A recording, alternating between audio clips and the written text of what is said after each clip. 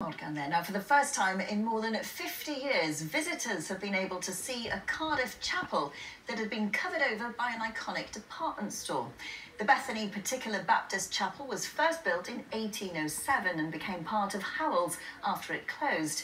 And it's now been revealed during building work to transform the site, with hopes that it will reopen in 2025. Amelia Belly went along.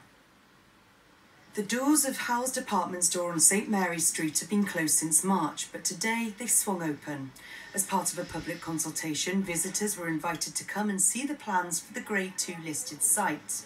From the moment the doors have opened, people have been streaming in to come and have a look. This is an iconic building, and so for many it's a chance to see how it'll look in the future, but for others it's a chance to reminisce. My mum worked here when she was younger on the glove department, and my auntie worked on the florist department, and then I started here in 1971. It was the best time of my life here because I met so many stars in here. It was brilliant. But the history of the site goes back further and once again has been uncovered.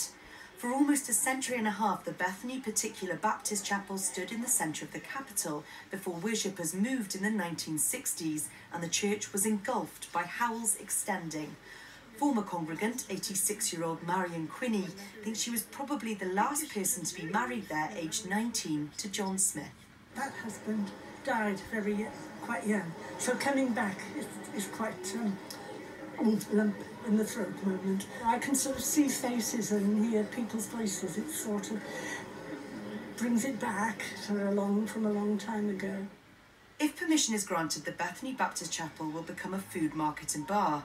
The surrounding buildings will become office, retail, accommodation and leisure space. To have probably the best part of 200 maybe plus people, it just shows the local importance this building has to people, and we desperately want to bring it back to what it was 50, 60 years ago when it was a thriving department store. The buildings that remain today are a reminder of Cardiff's past. If all goes to plan, they'll also play a role in its future.